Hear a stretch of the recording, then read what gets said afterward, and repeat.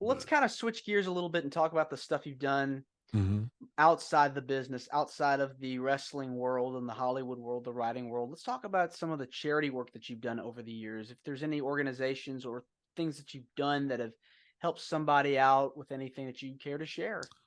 Yeah, man. Well, my mother was a teacher her entire career, elementary school, and that's in me as well. And I've taught at college level for 5 or 6 years, teaching, all types of media and theory and all that.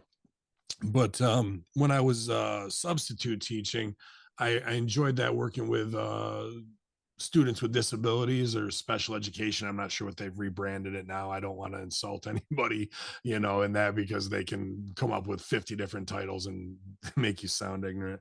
But working with WWE to help do some of that. The one woman's name, I think they inducted her in the Hall of Fame, actually, Palma Brox, to work with them and get students to go to wrestling and meet and greets and things like that, and working in wrestling with local. You might work with the local DDSO, or you might work with the police department, where I'll take tickets and be like, you guys know a family that I'm sure you've been to a call, you know what I mean? The kids need to be out of that house or what have you, and whatnot. I feel like it's not something you, and I know Cena's this way. I don't claim to be any Cena with all the Make-A-Wish great stuff he's done, but you don't really even want to be like, see, we went and did that. You just be like, I know those kids are living a life that I wouldn't wish upon anybody. And if we can help them escape for an hour, 2 hours, whatever it is, you know what I mean? Or somebody who's under constant care because they need that, to provide an experience for them is something special. But then I got to say this too, because at OVW, some of my most loyal fans, but some that hate me the most, would be the disabled section, because I would just come out and Ben Hamin, not as nice as this character is, but faker, I saw you jogging outside. You're a liar. You're just in it for the check. And they be, in with palsy hand, like trying to flip me off, like because they just want to be treated like everybody else does, and they get so much coddling all the time. For somebody to rail on them gives them a different experience. But I talked briefly about it earlier, that the New York State Woodsman's Field Days is pretty much where I was born and grew up. And that's a completely volunteer show. And it's at the level of a mini WrestleMania. Like, it's massive. And to work with people in the blazing sun, or I've worked in downpour monsoons. The third week in August is either 97 degrees or you're getting rained on 3 feet where we are.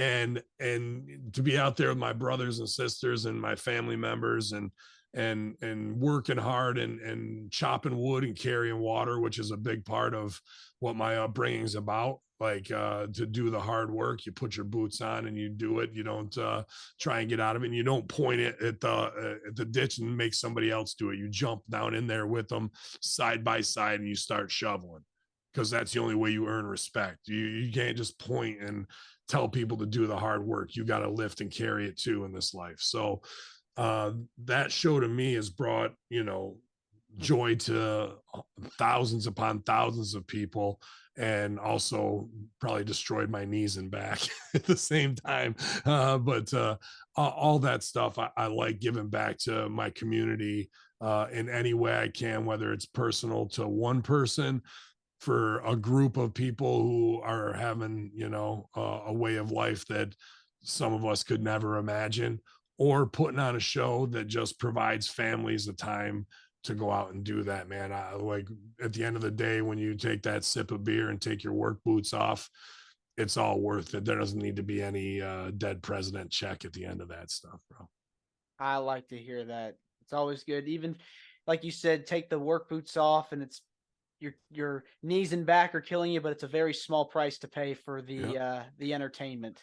And all we get is what, like, they color code a lot of people there, and they all have their pride. Like, the timers are yellow shirts, security's red shirts, but on the track where I work on the main where the chainsaws and axes are flying, with my crew and managing that crew, it's the green shirts, and that is kind of the, I don't want to say the highest. I don't want to put nobody above everybody else because it's all volunteers and they're all doing from the bottom of their heart and giving their time.